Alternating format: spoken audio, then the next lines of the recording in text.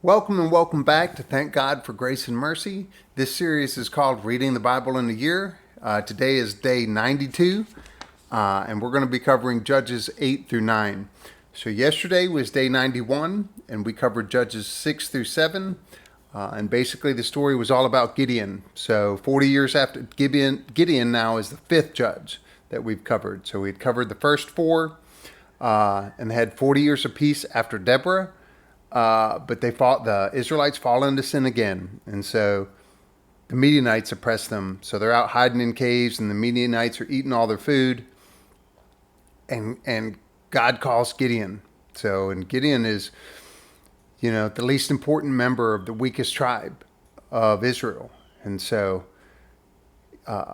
he's full of doubt and fear. He even questions God's presence to the very presence of God. Which is just wild to think about. God's never really talked to me like that with a actual voice. But I like to think that if he did, my answer would be yes, sir. Whatever he told me to do, okay, no problem. But Gideon's not like that. Gideon tests God several times or asks God to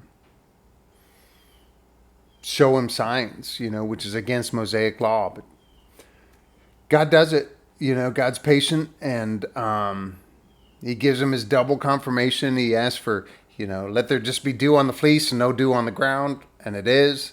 And he says, well, let there be dew all over the ground and none on the fleece, and there is. And so God showed Gideon exactly the signs that Gideon asked for. So Gideon grabs like 32,000 men. They set out for war, but God's like, it's too many. It's so many you'll think that you did it. I'm going to do this. I'm with you. So he eliminates like everyone. Out of 32,000, they end up with 300. They go to the first. They send anyone home who's afraid or has any fear. They go, and next they go drink water, and they only take the 300 who I think lap the water, right, and keep their heads up and they're looking around. They don't just put their head down to the pool of water and drink.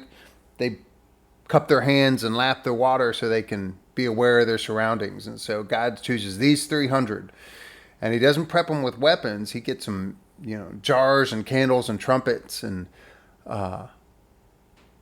he sends a dream even to the Midianites. And when he has it planned, so when Gideon walks up with his armor bearer, they hear the enemy soldiers talking about this dream, hear another soldier interpreting this dream, and they know, hey, God's with us, and so they blow their horns, smash their jars, and the Midianites just flee, and others get so confused, and it's confusion brought on by the Lord that they turn on themselves and start stabbing and killing each other.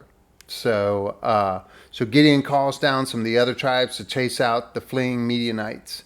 We find out later that 120,000 Midianites die in this battle. So just very cool stuff. The story of Gideon was very cool. And that was yesterday.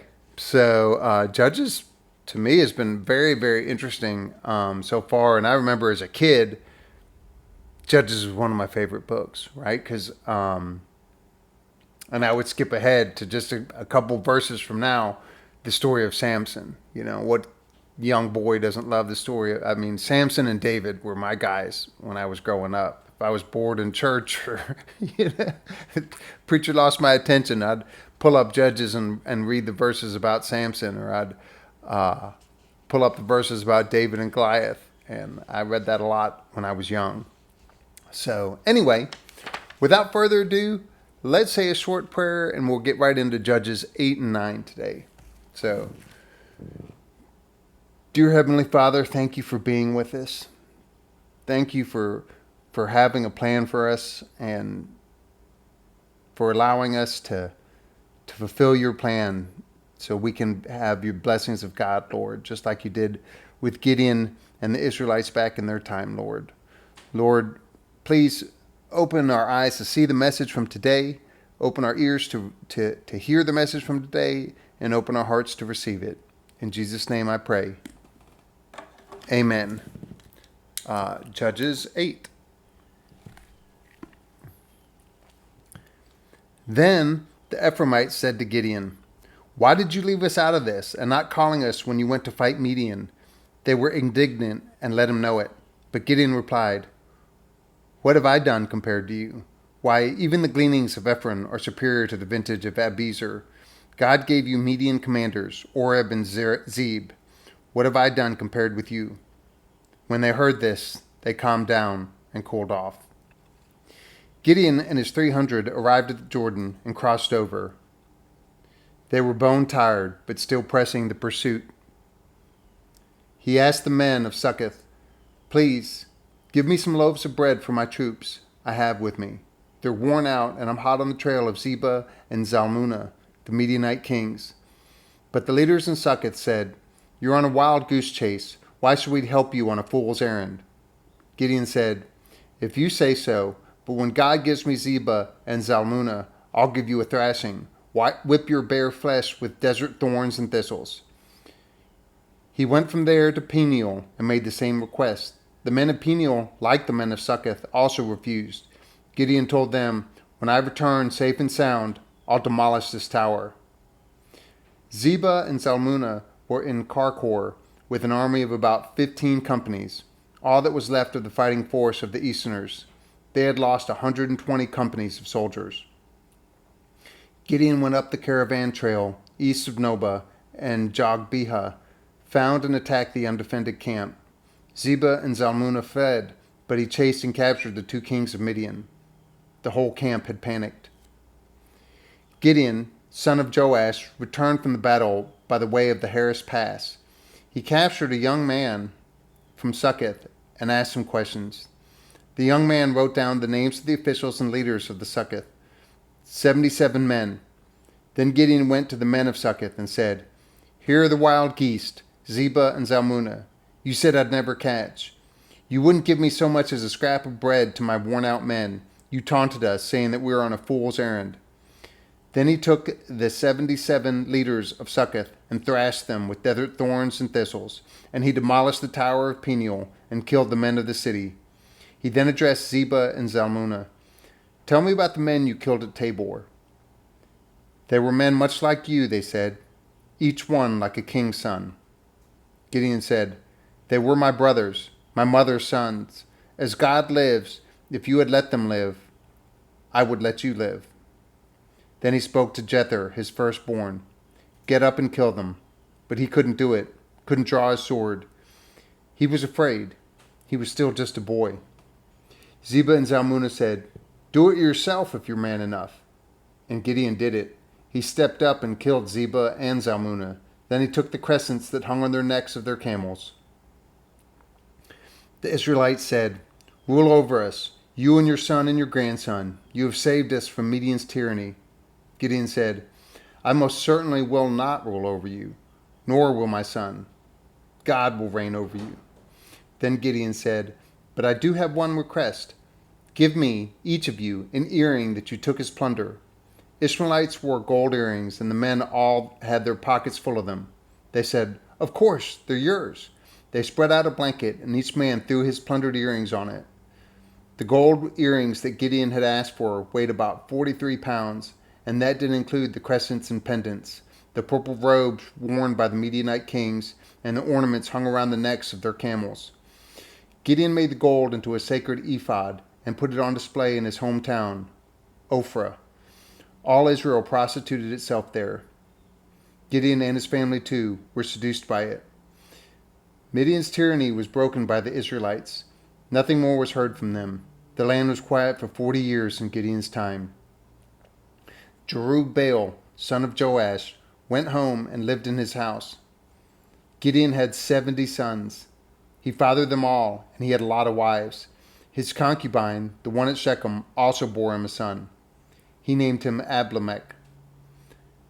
Gideon, son of Joash, died at a good old age. He was buried in the tomb of his father Joash at Ophrah of the Abezerites. Abimelech.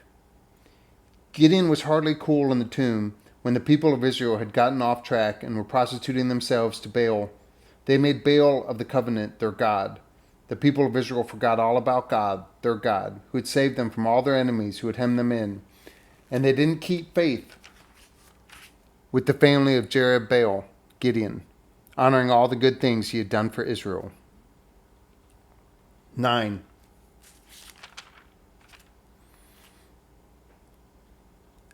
Abimelech. Abimelech. Trying to sound this out. I think this is important. This is Gideon's son, Abimelech. Abimelech. Oh, man. Sorry. We'll go with that. Son of Jerubbaal went to Shechem to his uncles and all his mother's relatives and said to them, "Ask all the leading men of Shechem, what do you think is best? That 70 men rule you, all those sons of Jerubbaal, or that one man rule? You'll remember that I am your own flesh and blood." His mother's relatives reported their proposal to the leaders of Shechem. They were inclined to take Abimelech because, they said, he is, after all, one of us. They gave him 70 silver pieces from the shrine of Baal of the covenant. With the money he hired some reckless riffraff soldiers, and they followed along after him. He went to his father's house in Ophrah and killed his half-brothers, the sons of Jerubbaal, 70 men, and on one stone. The youngest, Jotham, son of Jerubbaal, managed to hide, the only survivor. Then all the leaders of Shechem and Beth Millo gathered at the oak by the standing stone at Shechem and crowned Abimelech king. When this all told to Jotham, he climbed to the top of Mount Gerizim, raised his voice and shouted, "Listen to me, leaders of Shechem, and let God listen to you." The trees set out one day to anoint a king for themselves. They said to the olive tree, "Rule over us." But the olive tree told them, "I am no longer good for making oil. That gives glory to gods and men, and to be demoted to waving over trees." The tree said to the fig tree, "You come and rule over us." But fig tree said to them, "Am I no longer good for making sweets, my mouth-watering sweet fruits, and to be demoted to waving over trees?" The tree said to the vine, "You come rule over us." But vine said to them, "Am I no longer good for making wine, wine that cheers gods and men, and to be demoted to waving over trees?" All the trees then said to the tumbleweed, "You come and reign over us." But tumbleweed said to the trees, "If you're serious about making me your king, come and find shelter in my shade. But if not, let fire shoot from tumbleweed and burn down the cedars of Lebanon." Now listen. Do you think you did a right and honorable thing when you made Abimelech king? Do you think you treated Jerubbaal and his family well, did for him what he deserved? My father fought for you, risked his own life, and rescued you from the Median's tyranny, and you have just now betrayed him. You massacred his sons, 70 men on one stone. You made Abimelech, the son by his maidservant, king over Shechem's leaders because he's your relatives. If you think that this is an honest day's work, this way you have treated Jerubbaal today, then enjoy Abimelech and let him enjoy you. But if not, let fire break from Abimelech and burn up the leaders of Shechem and Beth Millo, and let fire break from the leaders of Shechem and Beth Millo and burn up Abimelech. And Jotham fled. He ran for his life. He went to Beer and settled down there because he was afraid of his brother Abimelech. Abimelech ruled over Israel for 3 years. Then God brought bad blood between Abimelech and Shechem's leaders, who now worked treacherously behind his back. Violence boomeranged. The murderous violence that killed the 70 brothers, the sons of Jerubbaal, was now loose among Abimelech and Shechem's leaders, who had supported the violence. To undermine Abimelech, Shechem's leaders put men in ambush on the mountain passes, who robbed travelers on these roads, and Abimelech was told. At that time, Gaal, son of Ebed, arrived with his relatives and moved into Shechem. The leaders of Shechem trusted him. One day they went out in the fields and gathered grapes in the vineyards and trod them into the winepress. Then they had a celebration in their God's temple, a feast, eating and drinking. And then they started putting down Abimelech. Gaal, son of Ebed, said, "Who is this Abimelech? And who are we, Shemites, to take orders from him? Isn't he the son of Jerubbaal? And isn't this his henchman Zebul? We belong to the race of Hamor and bear the noble name of Shechem. Why would we be toadies of Abimelech? If I were in charge of this people, the first thing I'd do is get rid of Abimelech. I'd say, show me your stuff, Abimelech. Let's see who's boss here. Zebul, governor of the city, heard what Gal said of Gal, son of Ebed, was saying and got angry. Secretly, he sent messengers to Abimelech with the message, Gal, son of Ebed, and his relatives have come to Shechem and are stirring up trouble against you. Here's what you do. Tonight bring your troops and wait in ambush in the field.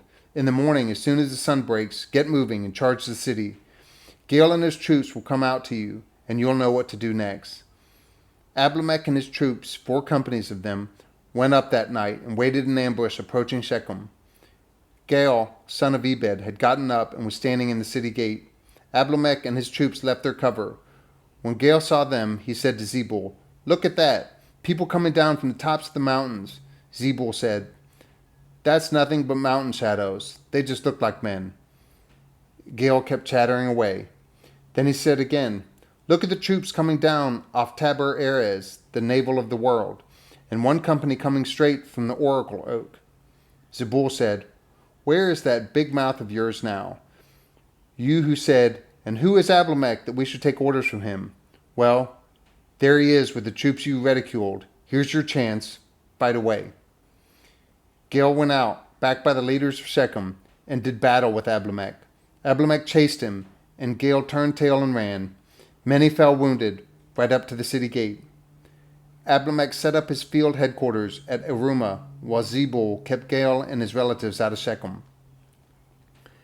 The next day the people went out to the fields. This was reported to Abimelech. He took his troops, divided them into 3 companies, and placed them in ambush in the fields. When he saw that the people were well out in the open, he sprang up and attacked them. Abimelech and the company with him charged ahead and took control of the entrance to the city gate. The other 2 companies chased down those who were in the open fields and killed them. Abimelech fought at the city all day. He captured the city and massacred everyone in it. He leveled the city to the ground, then sowed it with salt. When the leaders connected with Shechem's tower heard this, they went into the fortified God of the Covenant temple. This was reported to Abimelech, that the Shechem's tower bunch was gathered together. He and his troops climbed Mount Zalmon, Dark Mountain. Abimelech took his axe and chopped a bundle of firewood, picked it up and put it on his shoulder. He said to his troops, Do what you've seen me do, and quickly. So each of his men cut his own bundle. They followed Abimelech, piled their bundles against the tower fortifications, and set the whole structure on fire. Everyone in Shechem's tower died, about 1,000 men and women. Abimelech went on to Thebez. He camped at Thebez and captured it. The Tower of Strength stood in the middle of the city. All the men and women of the city, along with the city's leaders, had fled there and locked themselves in. They were up on the tower roof. Abimelech got as far as the tower and assaulted it. He came up to the tower door to set it on fire. Just then some women dropped an upper millstone on his head and crushed his skull. He called urgently to his young armor-bearer and said, Draw your sword and kill me so they can't say of me, a woman killed him. His armor-bearer drove in his sword, and Abimelech died. When the Israelites saw that Abimelech was dead, they went home. God avenged the evil Abimelech had done to his father, murdering his 70 brothers. And God brought down on the heads of the men of Shechem all the evil that they had done, the curse of Jotham, son of Jerubbaal.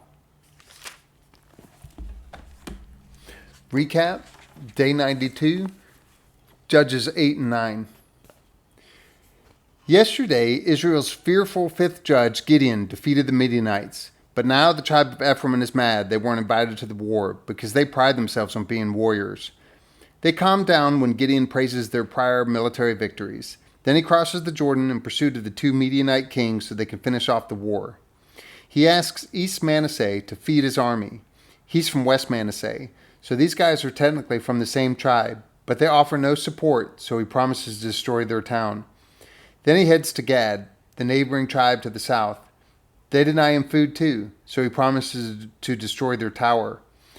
His anger is warranted because these fellow Israelites are supposed to offer help, especially in war efforts. But Gideon's response seems a bit extreme, like he's operating out of insecurity. He finally kills the 2 Midianite kings and steals their crescent ornaments, then returns to fulfill his threats to East Manasseh and Gad.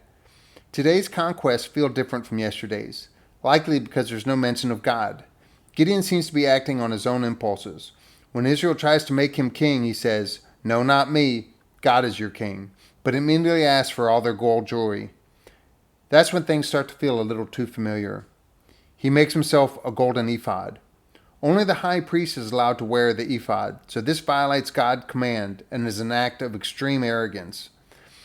Insecurity and arrogance are different sides of the same pride coin. Yesterday, the coin was tails up.